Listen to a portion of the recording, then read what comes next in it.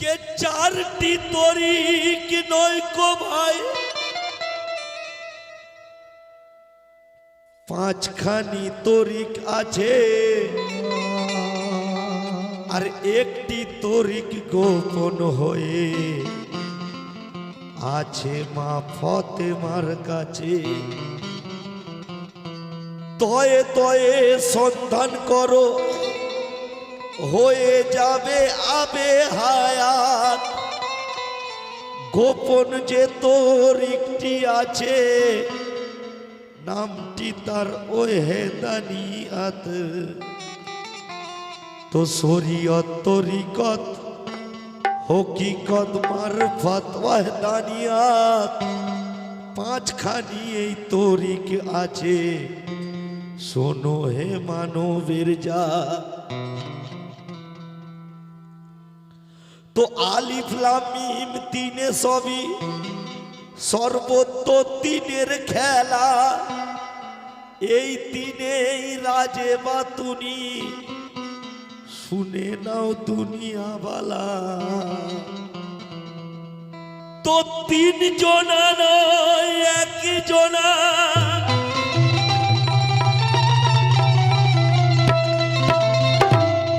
তো তিন জনা নয় এক জনা, একের মাঝেই আছে তিন। আর এ রাজ যারা পেয়ে গেছে, তারাই হয়েছে মুত্তাকিন। যারা এই রাজের খবর পেয়েছে, তারাই হয়েছে মুত্তাকিন। তো আমার লেখক বলছে যে ওরে মানব জনম ধন্য হবে, ওরে মানব জনম ধন্য হবে, মুর্শিদি ওই পূজা কর, ওই মুর্শিদি ওই পূজা কর। আর ভেদের কথা, ভেদের কথা, ভেদের কথা জানবি যদি গুরুর চরণ। ভেদের কথা জানবি যদি গুরুর চরণ, ভেদের কথা জানবি যদি গুরুর চরণ, ভেদের কথা জানবি যদি গুরুর চরণ, ভেদের কথা জানবি যদি গুরুর চরণ। ওরে মানব জনম ধন্য হবে, ওরে মানব জনম ধন্য হবে, মুর্শিদি ওই পূজা কর, ওরে মুর্শিদি ওই পূজা কর। ভেদের কথা জানবি যদি গুরুর চরণ, ভেদের কথা জানবি যদি গুরুর চরণ, ভেদের কথা জানবি যদি গুরুর চরণ, ভেদের কথা জানবি যদি গুরুর চরণ।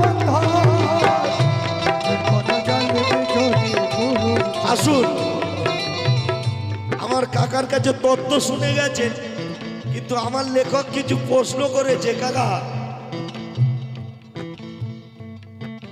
দাও না আমার কথারই উত্তর, দাও না আমার কথারই উত্তর। মাটিতে হয় দেহেরই খবর, ভাই রে মাটিতে হয় দেহেরই খবর, ভাই রে মাটিতে হয় দেহেরই খবর, ভাই রে মাটিতে হয় দেহেরই খবর। এই মাটিতে আমার দেহের কবর হবে, তাই তো গো? দাও না আমার কথারই উত্তর। কেন পীর ধরবেন? আর মাটিতে হয় দেহেরই কবর।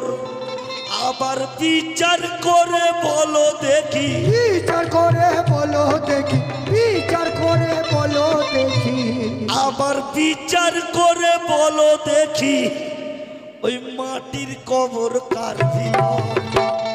আবার বিচার করে বলো দেখি, এই মাটির কবর কার ভিতর। ভেদের কথা জানবি যদি গুরুর ভেদের কথা জানবি যদি গুরুর চরণ ধর, ভেদের কথা জানবি যদি গুরুর চরণ ধর, বেদের কথা জানবি যদি ছন্দ তো অনেক ছিল, আমি পুরো রাখবো না, আর একটি প্রশ্ন আমি রেখে যাব।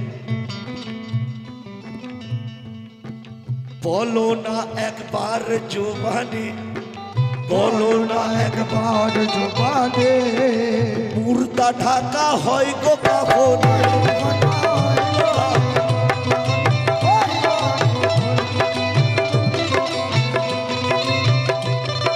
এই লাশকে মুর্দাকে ঢাকা হয় কাফনে। আমার লেখক বলছে বলো না একবার জোবানে, আর মুর্দা ঢাকা হয় গো কাফনে। আবার কাফন ঢাকে কোন কাফনে? লেখক মরহুম আব্দুল করিম। আবার কাফন ঢাকে কোন কাফনে? দাও না ভেবে তার উত্তর। আবার কাফন ঢাকে কোন কাফনে? দাও না ভেবে তার উত্তর। ভেদের কথা জানবি যদি গুরুর, গুরুর চরণ কথা জানলে প্রিয়জন গুরুর চরণ। আসুন আর একটা মারফত না বললে, ছন্দ তো অনেক ছিল, যেহেতু এখানে বুঝনেওয়ালা অনেক আছে। এসব তত্ত্ব চাই গো জানিতে, এসব তত্ত্ব চাই গো জানিতে। দেহের অজু হয় গো পানিতে, দেহের অজু হয় গো পানিতে। দেহের অজু তাহলে লেখকের ভাবনা দেখুন। কবরে আমার মাটিতে আমার কবর হচ্ছে, মাটির কবর কোথায় হচ্ছে? কাফনে মুর্দা ঢাকা হচ্ছে, কাফনকে কি দিয়ে ঢাকা হচ্ছে? আর এক প্রশ্ন, এসব তত্ত্ব চাই গো জানিতে। ওই দেহের অজু হয় গো পানিতে, আবার পানির অজু হয় কি মতে?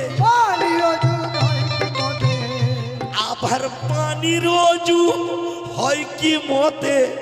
বলো হে গুণধর, ওই বলো হে গুণধর। এর নাম আব্দুল করিম ইয়াদবি। ওরে পানির অজু হয় কি মতে? বলো হে গুণধর। কারণ এ কালাম আমার আব্বা বলেছিল, এ কালাম সদির বাবা একখানা কালাম লিখেছে। তো সদির বাবা যেটা কালাম লিখতেন, হুজুর যে কালাম লিখতেন, আমার আব্বা করিম বাবুকে দিয়ে সেই মতো একটা করে বানাতেন। এটা সদির বাবা লিখেছিল, ওরে খোদার নূরে নবী পয়দা, ওরে খোদার নূরে নবী পয়দা। আর ফেরেশতারা কার নূরে, আর ফেরেশতারা কার নূরে। ভেদের কথা পীরের কাছে জানতে হবে।